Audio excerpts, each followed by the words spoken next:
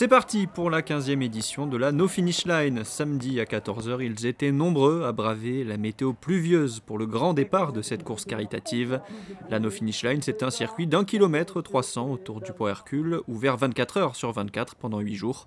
Le principe est simple, pour chaque kilomètre parcouru, l'association Children and Future reverse 1,15 €, une véritable aventure sportive et humanitaire. C'est une épreuve caritative, c'est vraiment la définition.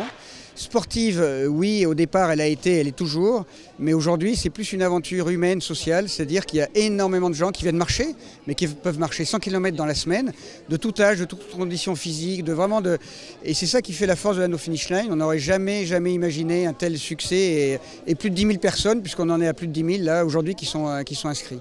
Une quarantaine de bénévoles participent au bon déroulement de cette No Finish Line, dont le but est de récolter des fonds pour permettre à l'association Children and Future de financer des projets en faveur d'enfants défavorisés ou malades.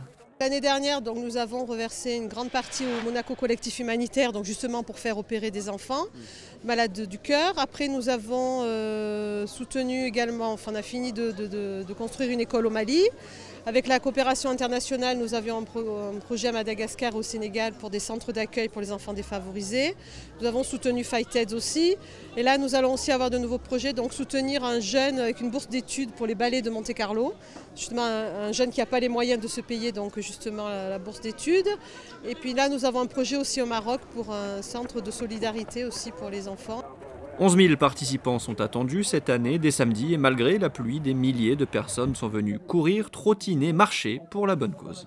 C'est ça qui est intéressant, rassembler des gens, rencontrer des nouvelles personnes, ça c'est formidable. On voit des gens souvent dans Monaco, on se croise au travail, on n'a pas l'occasion de se parler. Et là c'est vraiment la magie de cet événement, c'est de rencontrer des gens avec qui on n'a pas l'habitude de parler en général. Je viens avec la MAPI, voilà, je fais partie de Spécial Olympique Monaco et du coup on vient tous ensemble au nom de la même équipe pour essayer de battre le record de l'entreprise et aussi essayer de battre le record de l'année dernière. Moi cette année je vais faire le 24 heures encore une fois comme l'an dernier et donc je vais faire quelques kilomètres ce week-end histoire de me préchauffer et non, le gros objectif c'est le week-end prochain pour le 24 heures. Ça fait 15 ans que je la fais, je trouve que c'est extraordinaire, c'est une idée folle et ce qui permet d'être ouvert à tout le monde, aux sportifs, aux gens qui ne pratiquent pas le sport et qui d'un seul coup disent bon, en marchant ça va le faire et puis d'un seul coup ils vont aller acheter une paire de baskets, un short et puis courir un petit peu, faire une petite foulée. Donc c'est vraiment bien pour les sportifs, pour le monde sportif.